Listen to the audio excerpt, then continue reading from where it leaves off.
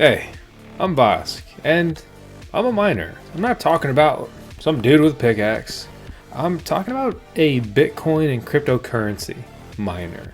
And today I want to run through some of the top reasons why I mine, period. And also why I oftentimes am mining Bitcoin and other cryptocurrencies instead of simply buying those coins. And while we are building a big mining farm, at least to me, we're also building the VoskCoin YouTube channel, so I hope you subscribe, stick around.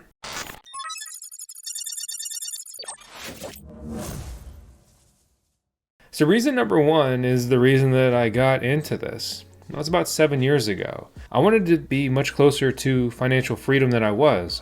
If you think of it like a 0 to 100% bar, I was probably at like 2%. I wasn't very close.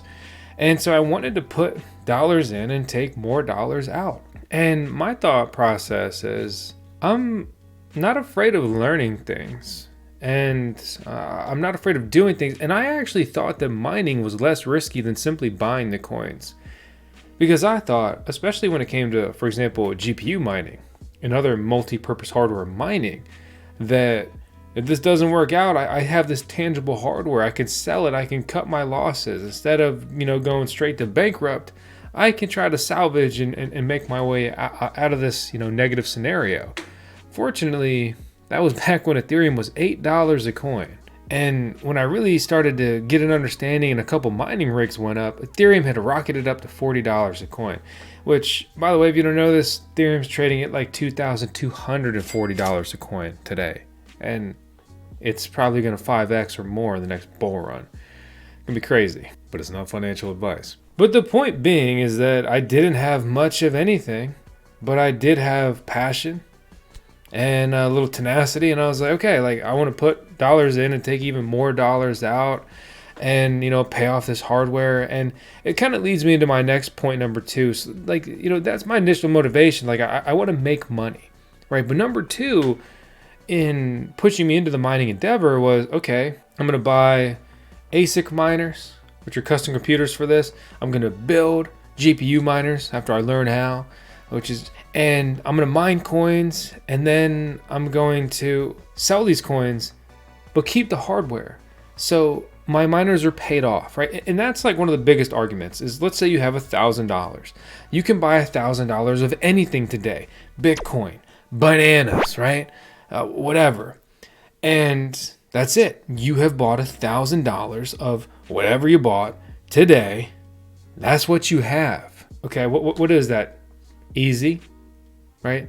But let's say in a way risky. That's why many people dollar cost average in, say putting $100 in a week for 10 weeks instead of buying a lump sum today. If your buy-in's great, then that was a better decision, but it may not be. So you take mining rigs, right? Buy the miners, pay them off. And now all I have to do is cover my electricity bill, and then literally everything else is profit. So I put $1,000 in, right? I buy a miner.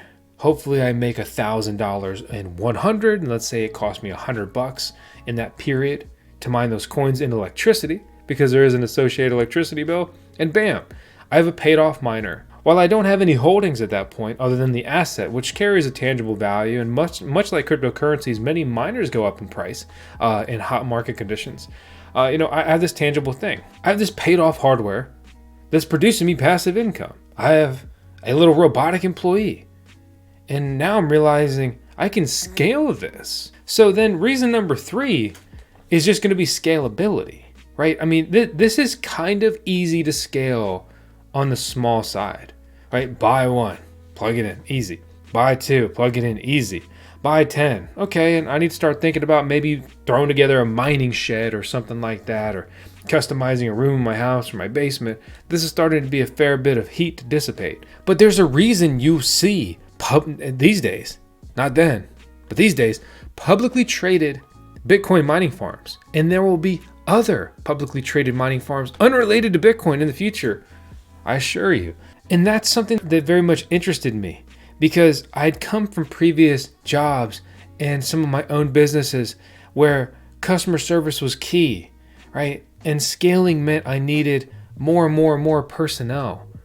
You can run a mining farm at scale with just a handful of people mining hundreds, thousands, tens of thousands of dollars in new coins per day. And to do that, say on the retail side, it's much more involved. And as much as I love everyone who subscribes to VoskCoin, I would not love managing 600,000 people, nor is it even realistic or feasible.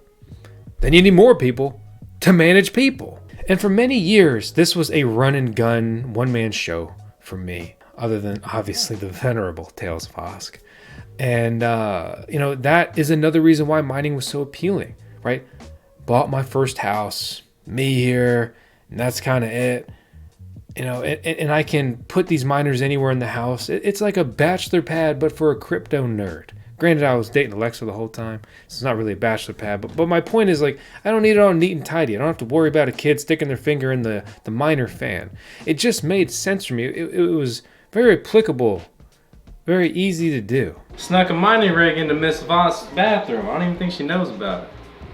Drew, why is there a mining rig in the bathroom? Why is there That's your rig.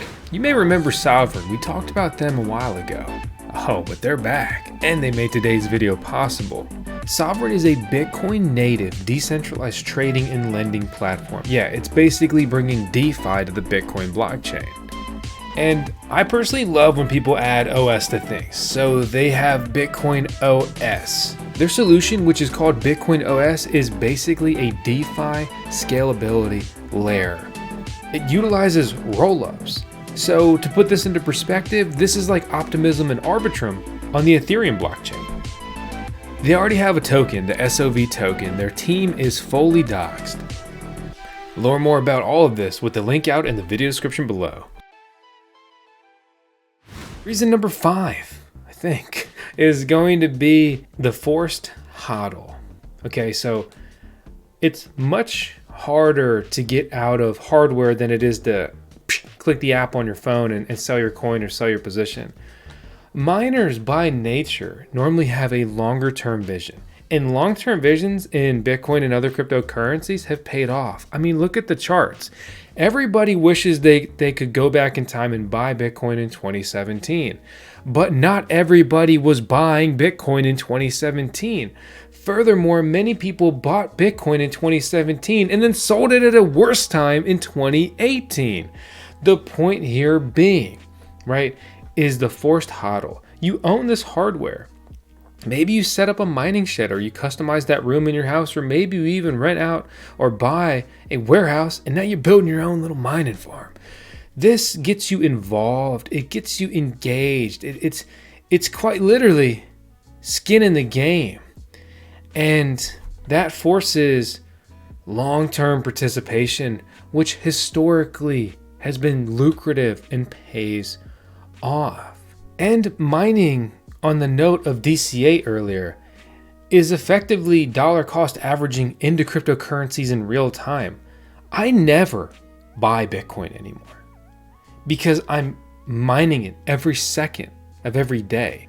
I buy Bitcoin through my electricity bill daily, and I buy it at a discount because I mine more Bitcoin than I spend in electricity. Granted, right, there's the infrastructure, there's the involvement to operate this stuff and get it set up, and of course I have to buy the miners to begin with. So it's not simply an easy button, but is it truly the better path? Reason number 6 for me is very strong. I love doing things, I love learning, I love tinkering, and there's one thing that you'll see in everyone successful, and I aspire to be truly successful in many metrics. And success to me, the key thing that gets people there consistently is just the will to learn, embracing the process, enjoying the process, and never just saying no. Oh, I don't know how to do that. No. Like, I never knew how to do any of this. Nobody ever taught me anything. I never had a mentor. I didn't even have any friends that could stick with me and do it along the way. 1 year into my cryptocurrency journey, literally everyone had fallen off. Every one of my friends that I tried to drag into this with me or who were into it at the same time. Like, and it was more difficult back then. And you were more forward thinking to get into it than to begin. True, but like after 1 year, as that bear market bit into everybody, everyone capitulated. Oh my God, crypto's crashing down. They said I was gonna be rich. What about the Lambo? Not me. I attribute a key piece to me not capitulating on two things. I'm a miner. I own all this hardware. I just feel more engaged with it, right? Like it's harder to quit. Like I have all this stuff. Like why would I quit? Like let me do this and do that and speculatively mine this cryptocurrency and hope this works out. And let me chase some more efficient settings so that I can decrease my operational cost and buy myself quite literally a longer runway in this mining operation. And then two, it's going to be the hobby style aspect. Like I love tinkering with this stuff. It's fun. Like I'm enjoying building. I didn't know how to build PCs before I learned how to build GPU miners. It was all foreign to me. And then, I lost myself in a fun way, in an engaging way, in the content creation. I say, well, crypto's kind of, not too much going on back then. Market sentiment's not great. So let me learn more. Let me make some videos. Let me learn about these tokens. Let me expand my horizon, right?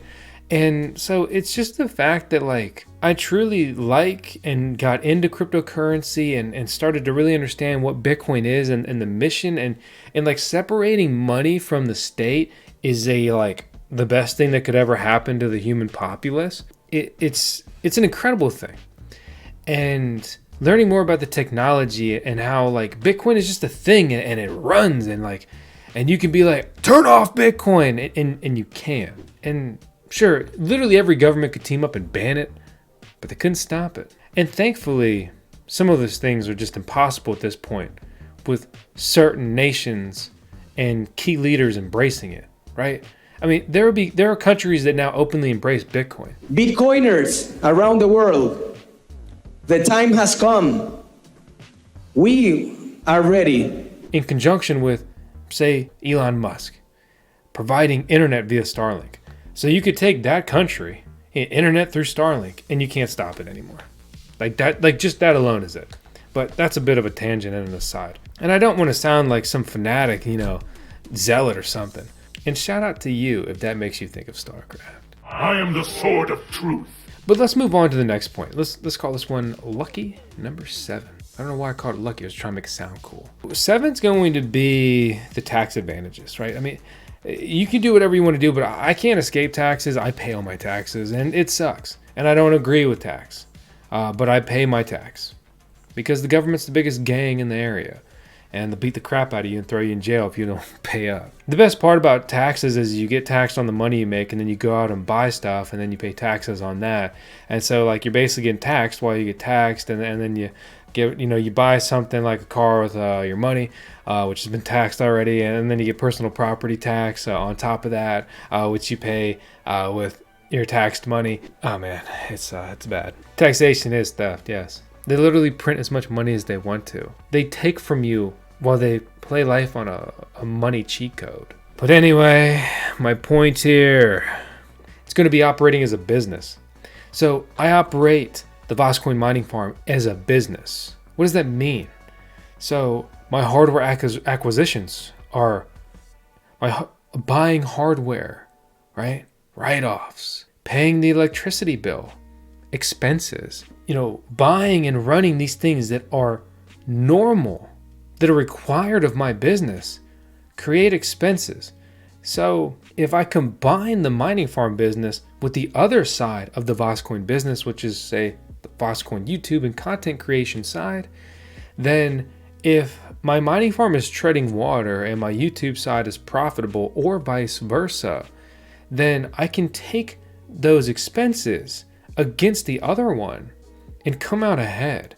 It's reducing my tax liability, which is, putting more money in my pocket. And if I wasn't operating that way, then I would just owe that full tax amount. And it's whether you agree with this stuff or not, you just gotta play within the constraints of the system and operate the best you can. The wealthiest people out there, use and abuse the tax system legally. And if you want to get there and you're not playing the game, and you're not even in the game, you're not even operating a business, it's not even possible for you to have, you don't have any chips on the board. You lost before you even started because you never got out the gate. That's it, man. It's game over, man. It's game over. Number 8 for me is going to be accomplishments and milestones within this mining, journey. And maybe that's deploying 10 miners. I'm like, I did it. I got 10 miners. Or maybe it's like the moment when I got to 1 petahash on the Bitcoin network, or the moment where I got to 2 petahash on the Bitcoin network. And I'm like, yeah, I'm doing this. I hit this milestone. Or like when I'm mining this Chia cryptocurrency, I hit these blocks and I get bonus rewards. But it's pretty cool to know I personally, my hardware and my mining farm, like me, with my stuff at my location, solved the block. I moved the blockchain forward.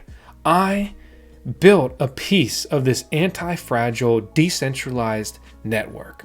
Like I did that, right? So quantity milestones, miner hash rates, hitting blocks, mining quantity of coins, like mining my first entire Bitcoin was really cool and really exciting, and just, something like I'm proud of, and taking, a deep breath and a step back and be like, that's fucking cool.